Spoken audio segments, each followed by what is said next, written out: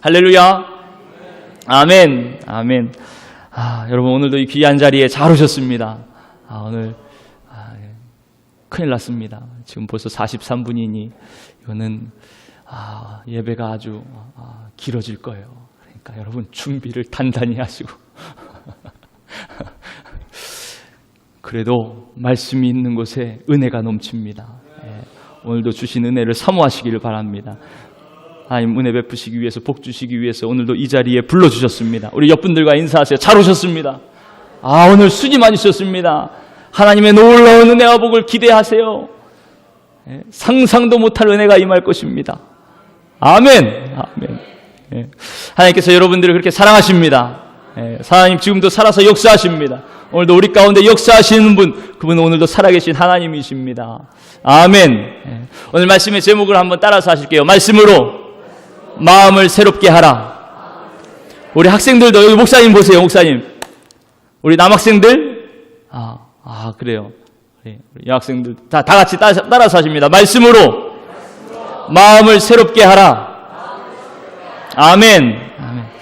여러분 정말 한 주간도 주님의 은혜 가운데 사셨습니까?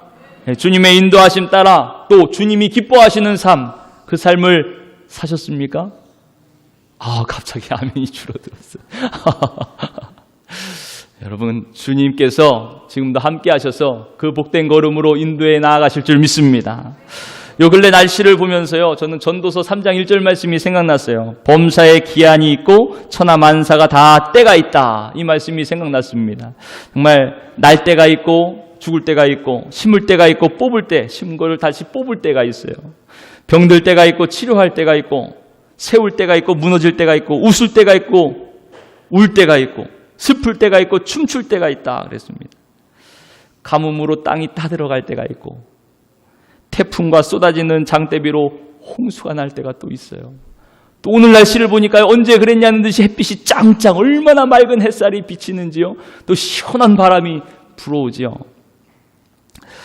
오늘은 또 다른 때를 사는 것 같습니다. 그래요.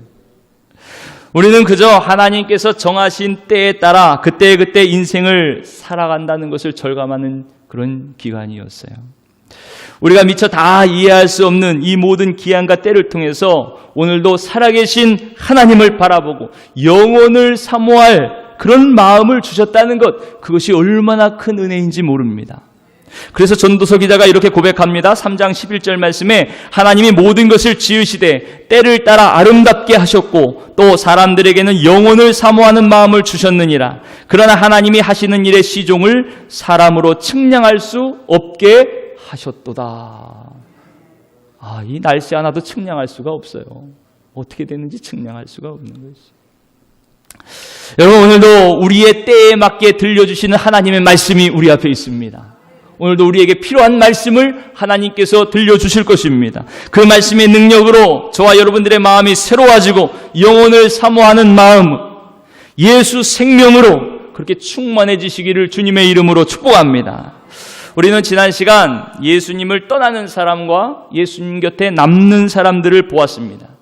예수님을 떠나는 사람들은요, 더 이상 예수님에게서 육신의 떡을 얻을 수가 없겠구나. 이 세상의 유익을 더 이상 예수님에게서 얻을 수 없겠구나. 그렇게 판단하고 뒤를 돌아 주님을 떠났습니다.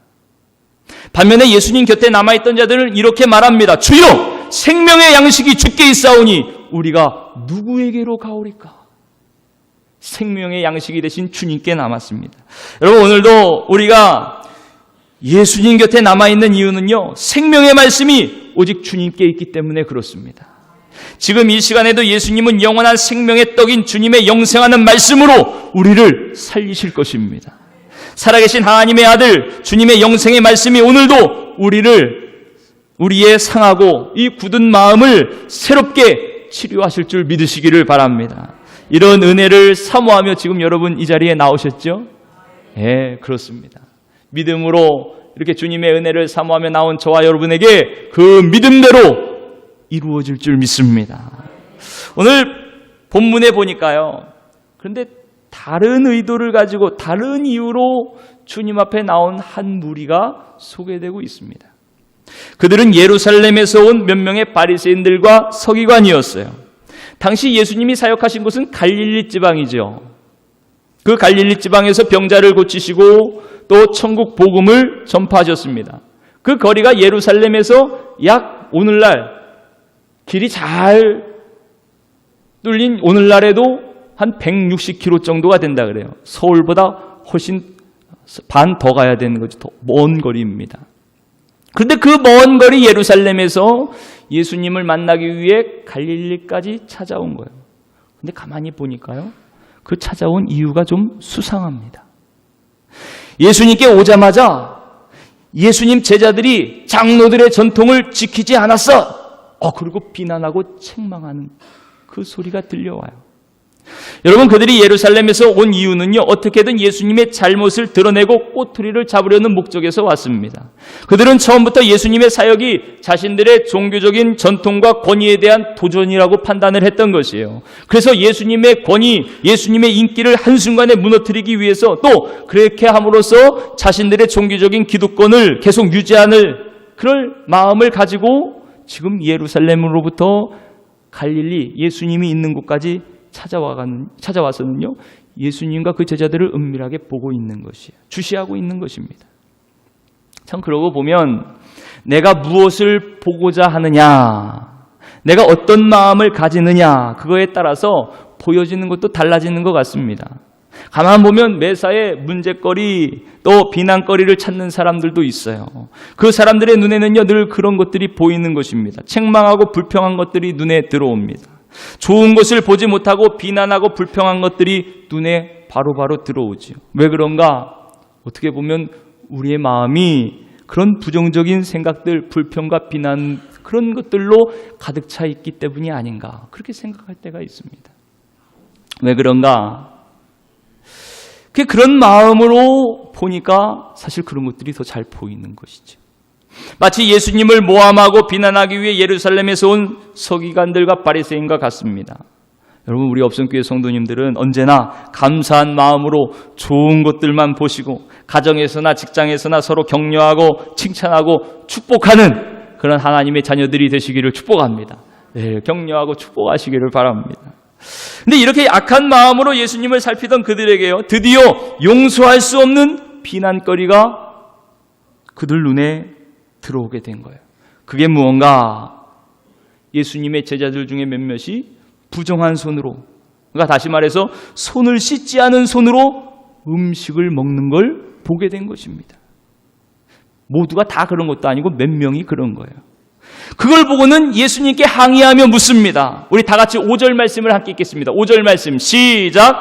이에 바리새인들과 서기관들이 예수께 묻되 어찌하여 당신의 제자들은 장로들의 전통을 준행하지 아니하고 부정한 손으로 떡을 먹나이까?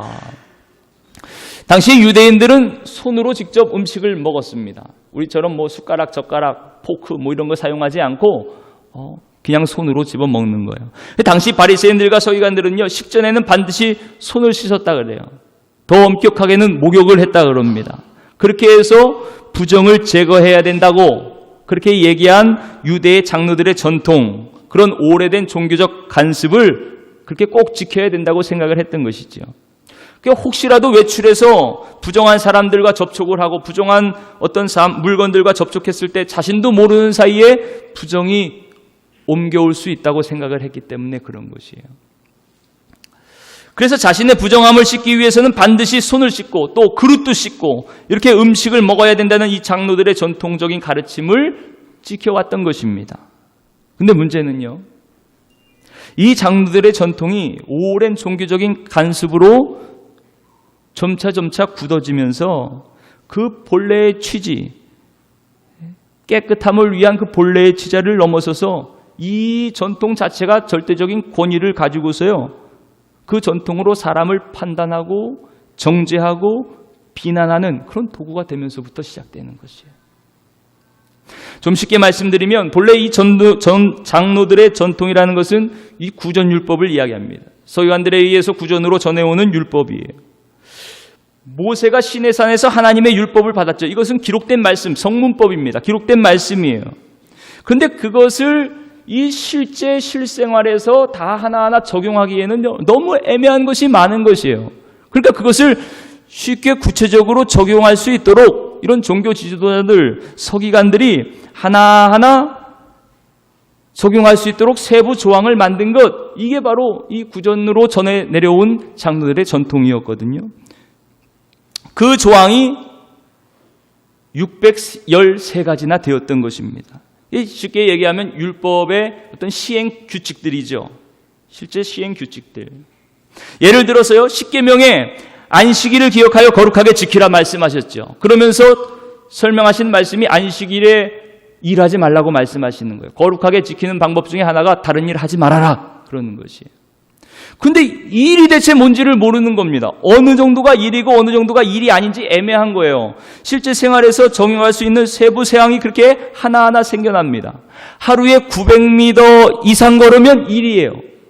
근데 900m 이하는 일이라고 여기질 않았습니다. 그러니까 안식일에도 900m 정도 안에서는 다닐 수가 있는 것이요. 넘으면 일입니다. 안 되는 거예요. 금지 조항이에요. 글씨를 써도 두 자까지 쓰면은 일이에요. 한자는 쓸 수 있습니다.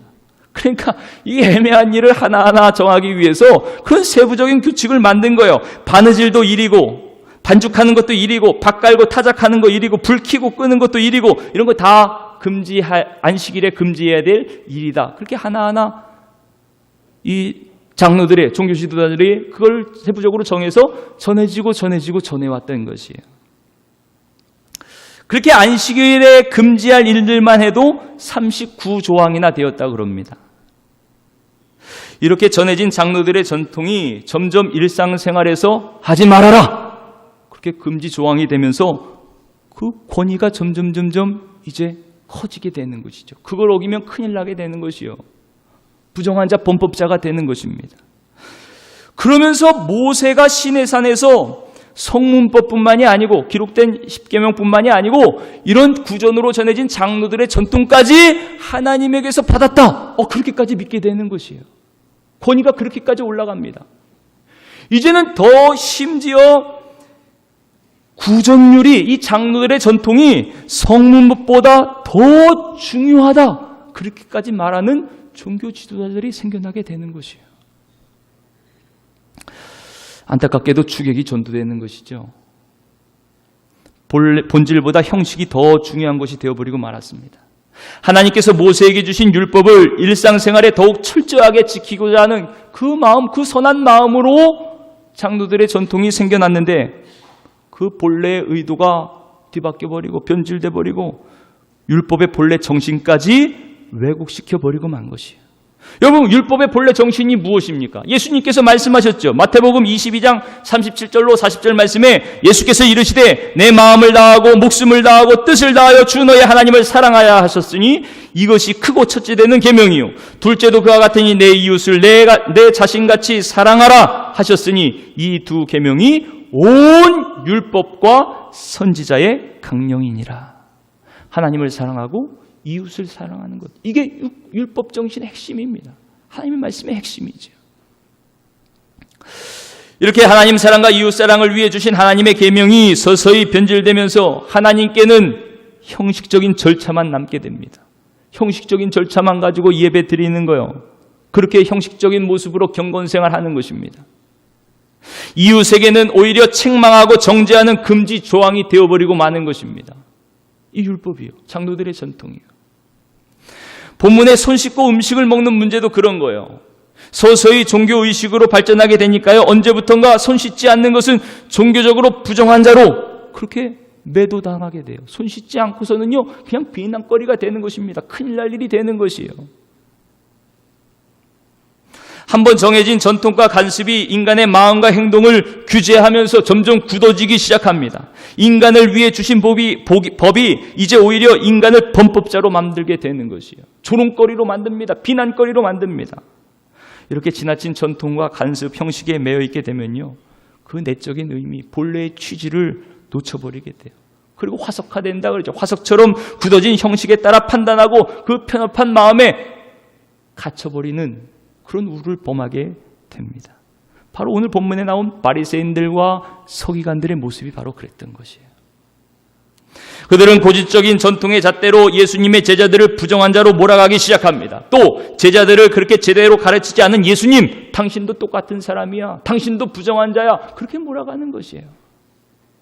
그런 그들을 향해서 예수님께서 뭐라고 하십니까? 우리 다 같이 6절부터 8절까지의 말씀을 함께 읽겠습니다. 6절부터 8절까지의 말씀 시작. 이르시되 이사야가 너희 외식하는 자에 대하여 잘 예언하였도다. 기록하였으되 이 백성이 입술로는 나를 공경하되 마음은 내게서 멀도다. 사람의 계명으로 교훈을 삼아 가르치니 나를 헛되이 경배하는도다 하였느니라. 너희가 하나님의 계명은 버리고 사람의 전통을 지키느니라. 아멘. 여러분, 참 얼마나 안타까워하신 하나님의 말씀이에요. 바리새인들과 서기관들은 예수님을 공격하기 위해서요, 장로의 전통을 내세웁니다. 결국 인간의 전통이에요. 사람이 만들어낸 전통입니다. 사람이 만든 것을 마치 하나님에게서 받은 양, 그렇게 절대적인 권위를 부여하는 거예요. 그리고 이 장로들의 전통으로 예수님과 제자들을 비난하고 정죄하는 것입니다. 여러분, 예수님이 누구세요? 하나님의 말씀 자체이신 분인데요, 사람이 만든 것으로 하나님의 말씀을 오히려 대적하고 거부하는 것이에요. 그러나 예수님은 하나님의 말씀으로 응대하시죠. 장로들의 전통에 대해서는 말씀하지 않으시고 보다 본질적인 문제를 그들에게 보이시며 묻고 계십니다. 인간의 전통과 하나님의 말씀 중에서 무엇이 더 중요하냐? 무엇을 지켜야 되느냐? 그걸 직접 물으시는 것이에요. 사랑하는 성도 여러분, 오늘 주님의 이 물음은요, 우리의 신앙생활에 있어서도 얼마나 중요한 물음인지 모릅니다. 오늘 이 자리에 앉아있는 우리들에게도 마찬가지. 주님은 하나님의 뜻보다 사람의 전통, 자신들의 전통을 지키기 위해 급급했던 그들에게 이렇게 말씀하십니다. 이사야가 뭐라고 예언하더냐? 이 백성이 입술로는 나를 공경하여도 마음은 내게서 멀리 떠났구나. 그들이 나를 헛되이 예배하며 사람의 계명을 하나님의 계명인 낭 그렇게 가르친다. 그렇게 이사야가 예언을 했는데, 이것이 바로 너희와 같은 위선자들을 두고 한 말이다. 너희가 하나님의 계명은 버리고 사람의 전통만 지키고 고집하는구나. 그렇게 책망하시는 거예요. 여러분, 주님 강렬한 어투로 그들을 위선자라고 말씀하시고 외식하는 자라 그렇게 말씀하시고, 외식하는 자라는 단어는요, 히포크라테스, 이 헬라어로 자신의 얼굴을 가면으로 가리고 연기하는 연극 배우를 얘기합니다. 이 가면, 페르조나라 그러죠. 그 가면을 쓰고 그렇게 연기하는 사람이에요. 그러니까 연기할 때는 자기 자신, 본래의 자기 자신은 다 숨기지요. 그냥 극 중에 배역에만 충실한 겁니다. 그 사람인 척 그렇게 연기하는 것이죠. 본래의 자기는 다 가려져 있어요. 본질을 숙이고 그렇게 숨기는 위선자라는 뜻으로 그렇게 사용이 된 겁니다. 그래서 겉과 속이 다른 것이죠. 지금 바리새인들이 그렇다는 것입니다. 자기들의 전통과 권위를 지키기 위해서 마치 배우처럼 자기 자신을 숨기고 그렇게 행동을 하는 것이요. 겉으로는요, 입술로는요, 하나님을 극진히 경배하고 섬기는 것 같지만 그들의 마음속, 그 내면 마음에는 하나님을 경외하지 않습니다. 하나님에게서 멀리 떠나 있습니다. 자기를 내세우고 자기 권위를 앞세우는 것을 더 중요하게 생각합니다. 사람의 계명을 하나님의 것인 양 가르쳐요. 그러니까 그 가르침대로 하나님을 섬기는 것, 헛되이 하나님을 섬기는 것입니다. 그들의 마음엔 하나님의 계명보다 사람의 전통이 더 중요했습니다. 이로 인해서 서로 사랑하지도 못하는 거예요. 신앙의 본질을 이렇게 속이고 훼손했습니다. 하나님은 마음을 다하고 뜻을 다하고 힘을 다하여 하나님을 사랑하라 그렇게 말씀하셨는데요, 입술로는 하나님 사랑합니다, 하나님께 전부 드립니다, 하나님께 드렸다 하는 뜻이 바로 고르반이거든요. 이거 하나님께 드렸습니다, 그렇게 하나님 경배하는 것처럼, 하나님을 진심으로 섬기는 것처럼 그렇게 이야기하지만 그 속마음 속에는 하나님께 드렸다 그러고 자기가 가지려는 욕심이 있는 것이에요. 자기가 취하려는 욕심이 있는 것이. 고르반이라는 전통으로 겉으로는 하나님을 경배하지만 실제로는 자기의 탐욕을 채우는데 고르반을 이용하는 거예요. 하나님을 이용하는 거예요. 하나님께 드림받으었다 그렇게 이야기하는 것입니다. 뿐만 아니라 자신을 사랑하듯 이웃을 사랑하고 부모를 공경하라. 그게 하나님의 말씀임에도 하나님께 드려진 고르반이라. 그렇게 하고는 부모님께 마땅히 드려야 될 것, 섬겨야 될 것, 그거 하지 않는 것입니다. 예를 들어서 여기 맛있는 찹쌀떡이 있다고 생각해 보세요. 아, 맛있겠다. 아, 그런데 보니까 부모님들이 좋아하시는 거야. 아, 근데 부모님 드리기도 그렇고. 그러니까 부모님 앞에서는 아, 이거 하나님께 바칠 예물입니다. 고르반입니다. 그래 놓고는요, 자기가 가서 그거 먹는 거예요. 그리고 부모님에게도 드리지 않고 마땅히 드려야 될 것을 드리지 않고 하나님의 이름으로 고르반이라 그러면서 자기가 취하는 거예요. 그러니 얼마나 악합니까? 하나님의 이름으로 그렇게 하나님의 말씀을 무시해버리고 마는 것이죠. 사랑하는 성도 여러분, 사실 이런 바리새적인 그런 형식주의의 위험성이요, 우리 각자의 마음, 우리의 마음 속에도 은밀하게 숨겨져 있습니다. 겉으로는 우리가 입술로는 하나님을 잘 경배하고 섬기는 것 같지만 그 마음 속에는요, 내 욕심과 내 뜻을 이루려는 마음이 꿈틀꿈틀거리고 있어요. 지금까지의 신앙 전통과 관습에 따라서 생각하고 판단한 것들, 그렇게 그 전통과 형식에 따라 하나님을 잘 섬기는 것 같지만 오히려 하나님의 뜻을 저버리고 이웃에게 상처를 주고 이웃을 미워하고 정죄하는 근거가 되기도 하는 것이 그 전통과 그 기준이요. 저는 종종 기도할 때 이런 내 속에 있는 위선적인 모습을 볼 때가 있어요. 식사기도를 하다가요, 식사기도를 하고 잠시 뭔가 얘기를 하고 뭔가 할 때가 있어요. 그리고 다시 식사를 하려면요, 이 식사기도 했으니까 그냥 먹어도 되잖아요. 그런데 이것도 다른 사람들이 보고 목사가 기도도 안 하고 먹는다. 혹시 또 그렇게 생각하는 거 아닐까? 그런 생각이 문득 들 때는요, 이거 다시 기도를 할까 말까? 이런 갈등이 된다니까요. 그런 갈등이 될 때가 있어요. 그게 얼마나 우스워요. 얼마나 우스워. 그냥 진실로 하나님께 감사한 마음으로 하나님 귀한 음식 주시니 감사합니다. 그러고 먹으면 될 거 아니에요. 그러면 뭐 기도하는 모습 보이고 안 보이고 눈을 감고 안 감고 그게 사실 뭐가 그렇게 중요하겠어요. 하나님 감사합니다. 그 마음을 하나님 받으시는 것이지요. 이런 형식에도 그 순간순간 얽매여 있는 거예요. 그 사람의 눈을 의식하고 그러면요, 그 위선적이 되기 쉽습니다. 제가 수요 예배 때 준비 찬양 시작기도 안 하고 바로 시작하네요. 물론 해도 좋습니다. 하는 거 좋아요. 그러나 저도 그렇고 성도님도 그렇고 먼저 와서 예배를 위해서 미리 와서 기도합니다. 앞서 기도하기 때문에 바로 찬양으로 인도하는 것이거든요. 근데 또 어떤 분들은 목사가 기도로 시작해야지 기도도 안 하고 시작한다. 혹시 그럴 수 있을지도 모르겠어요. 사실 이런 갈등, 이런 형식화된 우리의 모습이 얼마나 신앙생활에 많습니까? 굉장히 많습니다. 굉장히 많아요. 다른 사람 보여질까 봐 그렇게 몸을 숙이고 피하는 경우가 많습니다. 겉으로는 괜찮은 것처럼 하나님 잘 섬기는 것처럼 그렇게 할 때도 많이 있어요.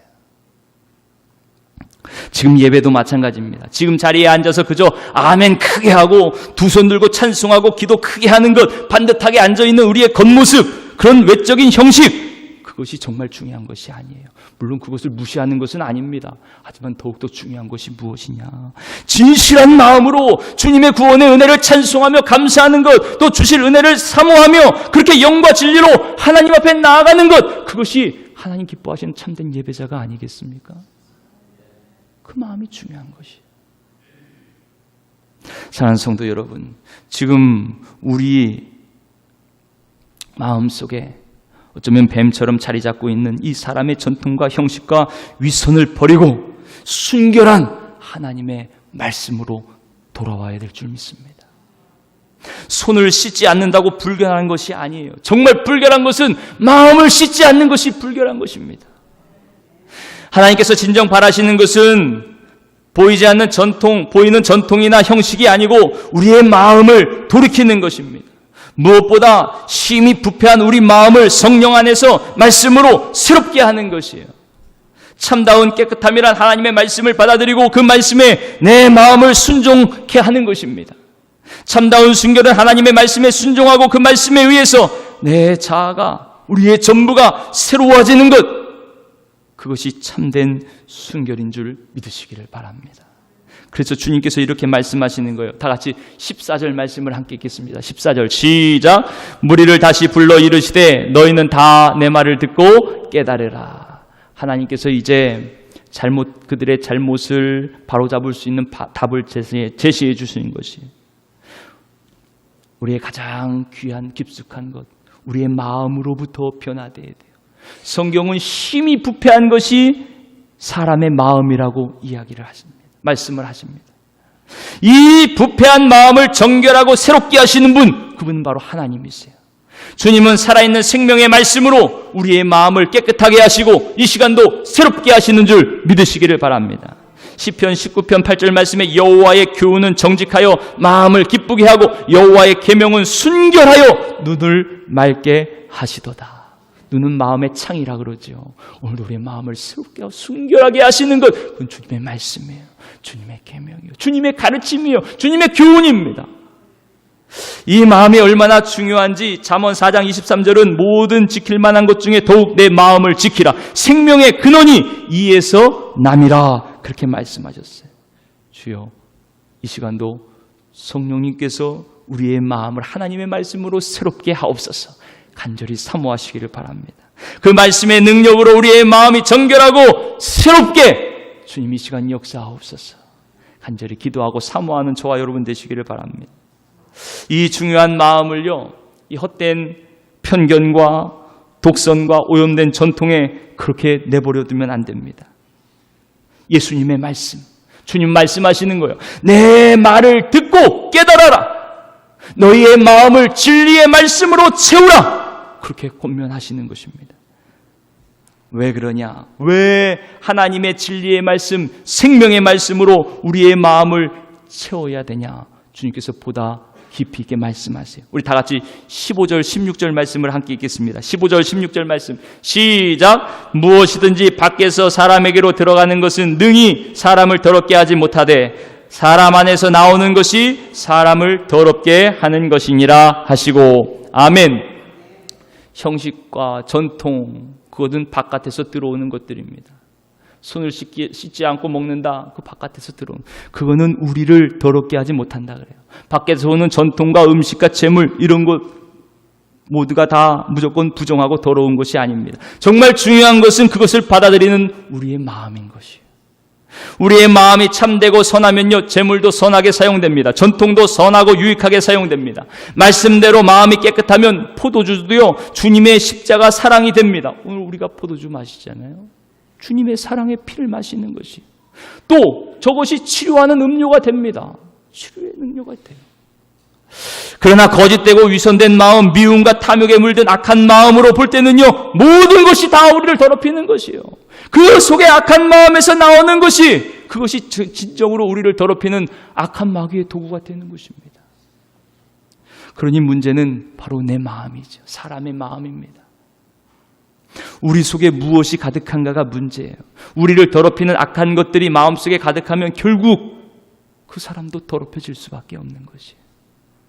이 말씀이 바로 20절 이후의 말씀입니다. 우리 다 같이 20절에서 23절 말씀까지 함께 읽습니다.